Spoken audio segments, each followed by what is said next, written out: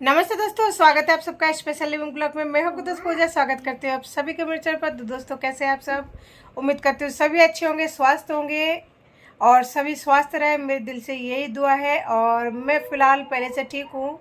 और बच्चे जो हैं देखिए यहाँ पे खेल रहे हैं, पहले से बेटर है लेकिन पूरी तरह से ठीक नहीं है। तो चलिए मैं चलती हूँ आपको किचन में लेके, उसके बाद में दिखाती हूँ। और अभी बज रही है रात के 8:30। तो इस टाइम मैंने अपनी ब्लॉग को स्टार्ट किया है क्योंकि दिन में थोड़ा सा मतलब बिजी थी। तो उस दिन हॉस्पिटल से आने के बाद में मैं आप लोगों को बता नहीं पाई थी। यहाँ पे जो है बच्चों की गवर्नमेंट की तरफ से मतलब दवाई मिली थी। मेरे पास उतना पैसा नहीं था डॉक्टर के पास जाने के लिए प्राइवेट, तो इसलिए मैंने गवर्नमेंट की तरफ से मतलब दिखाया है। घर में चूहा इतना ज़्यादा है ना कि दवाई मतलब रख ही नहीं पाती हूँ। तो देखिए मैंने यहाँ पे मतलब गेट के पीछे दवाइयों को सबको रख रखी हूँ ताकि चूहा यहाँ पे नहीं खाए, लेकिन चूहा यहाँ भी चढ़ जाता है और एक भी दवाई वगैरह मतलब कुछ भी नहीं छोड़ता है। मैंने 2 नोज़ल लाई बाबू के लिए, वो जुकाम में जो नाक में डालते हैं ना उसको देने के लिए। वो सारे की सारा जो है चूहे ने काट खाया, यानी 100 रुपये का चूना लगा दिया मेरा। और पैसा तो मतलब मान लीजिए जैसे तैसे चल रहा है, लेकिन जब दवाई इतने दूर से लाना पड़ता है ना तो दवाई चूहा ख़राब कर देते तो बहुत दुख होता है, लेकिन करने के लिए कुछ भी नहीं होता है। और देखिए ये दवाई दिया था बच्चों को, 2 तो शीशी दिया था। ये किस चीज़ का शीशी है तो मुझे भी नहीं पता।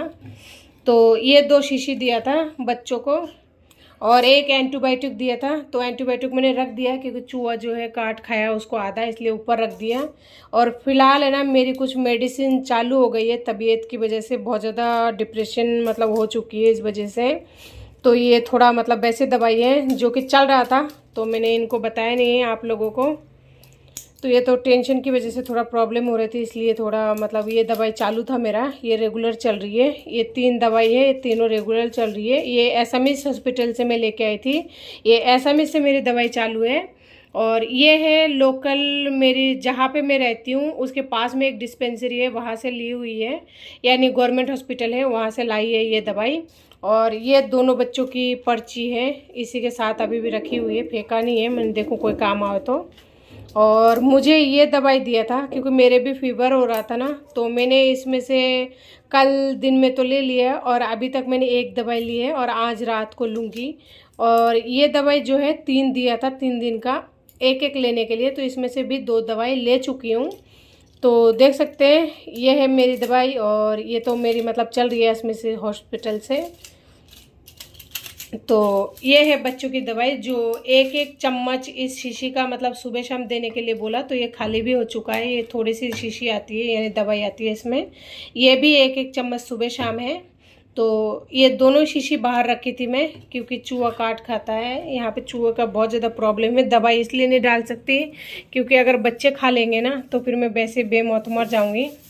तो इन दवाइयों को जो काम में नहीं ले रही हूँ ना उनको यहाँ रख दूँगी, जब ज़रूरत पड़ेगी उसी टाइम निकालूंगी। लेकिन इसमें से भी दवाई निकल रही है, इसकी शीशी की ढक्कन ख़राब हो गई है लगता है। और ख़राब नहीं भी होना तो भी बच्चे कर देते हैं बार बार, मैं गेट को पीट पीट के ये दीवार के साथ धचके देते हैं ना, इस वजह से ऐसा होता है। तो इन सारे मेडिसिन को मतलब इस थैली में रख दूँगी ताकि इसमें से चूहा नहीं लेके जाए। और ये कागज़ भी रख दूँ, क्या पता अगर बच्चे मतलब कल शाम तक अगर ठीक हुआ तो ठीक है, नहीं तो प्राइवेट डॉक्टर को दिखाऊंगी जहाँ मैं अक्सर दिखाती हूँ। नहीं तो बच्चे अगर और ज़्यादा बीमार पड़ गए फिर कुछ हो गया ना तो फिर लेने के देने पड़ जाएंगे। तो ये हो गया हमारा दवाई। और सोनू और छोटू पहले से मतलब आज तो ठीक नहीं है, बस ये है जब दवाई ले रहा है तब बुखार उतर रहा है और जैसे दवाई लेना बंद कर दिया तो वापस से वही बुखार चालू हो जाता है। तो मैं कल दिन का और वेट करूँगी, यानी कल शाम तक इंतज़ार करूँगी। और कल शाम को भी अगर नहीं उतरती है ना बुखार तो फिर मैं उनको लेके जाऊँगी। तो जी चलिए आपको दिखाती हूँ मैं बाहर की नज़ारा। आज हमारे यहाँ पे मौसम भी थोड़ा ऐसे ही हो रहा है।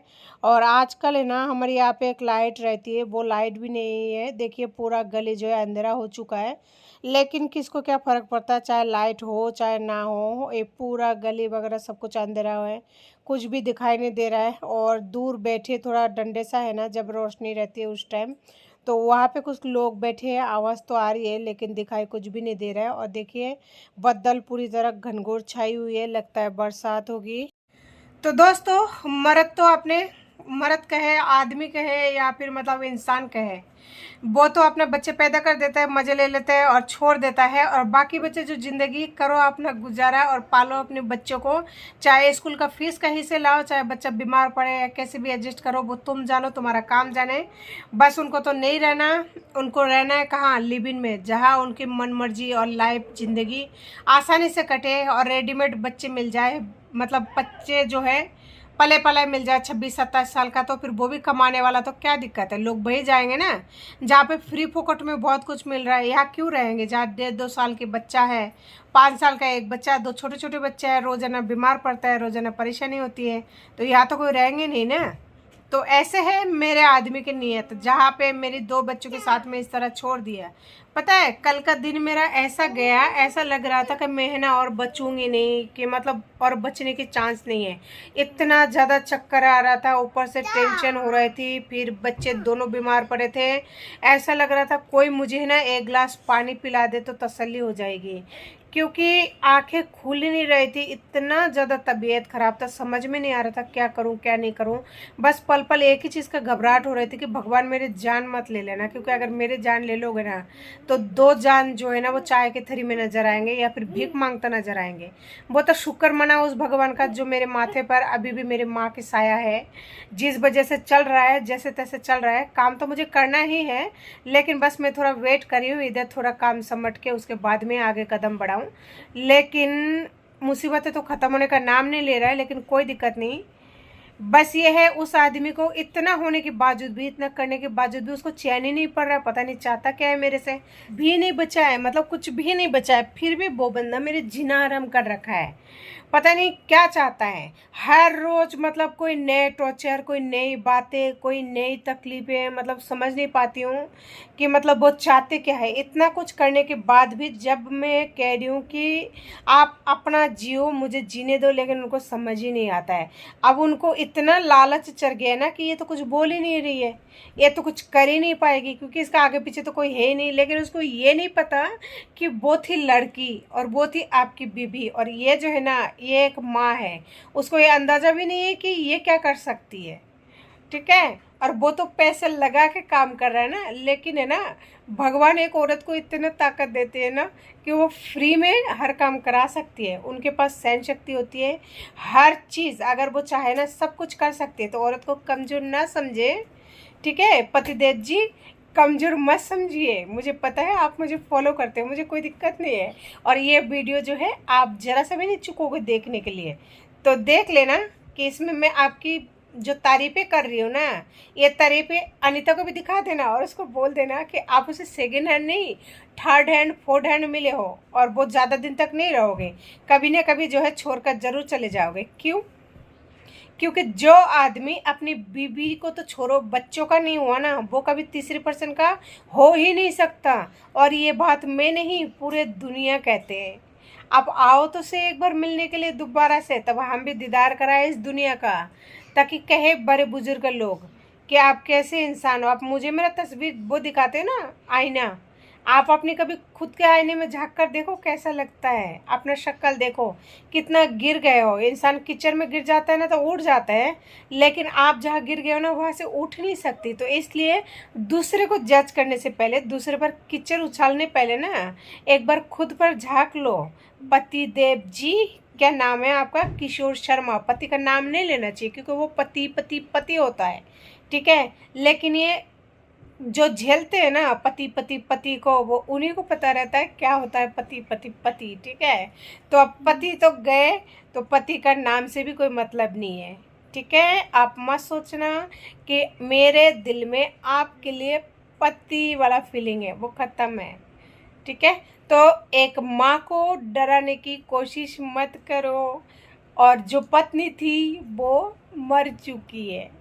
तो जी मैं तो आपसे यही कहूँगी कि मुझे मेरे हाल पर छोड़ दो, और ख़ास करके एक माँ को बच्चों के साथ में। नहीं तो है ना ये जो जाल उलझा रहे हो ना, इस मकड़ी के जाल में चारा भी आप ही बनोगे, फंसोगे भी आप, और जितना छटपटाओगे ना उतना ही उलझन में उलझोगे। और ये जो आप चाल चल रहे हो ना, ये कोई भी चाल काम नहीं आने वाली, और ना ही कोई भी इंसान आपका साथ देगा। जो सच्चाई होती है ना, उसे डुबाना यानी उसे झूठा साबित करना बहुत मुश्किल होती है। चाहे कितना ही टाइम लग जाए, कितना ही समय लगे ना, वो एक ना एक दिन जरूर सामने आती है, और सच सच होती है। तो उसे अगर सोच रहे हो कि आप दबाओगे तो वो नामुमकिन है। तो भलाई इसी में है, जियो और जीने दो वाले कनेक्शन रखो, हमें कोई दिक्कत नहीं है। आप तीसरी शादी करो, चौथी करो, पांचवी करो, करते रहो अपनी लाइफ टाइम, कोई दिक्कत नहीं। मैं हूँ और ये है मेरा बेटा। ठीक है, तो आप हमें हमारी हाल पर छोड़ दो। Bye bye.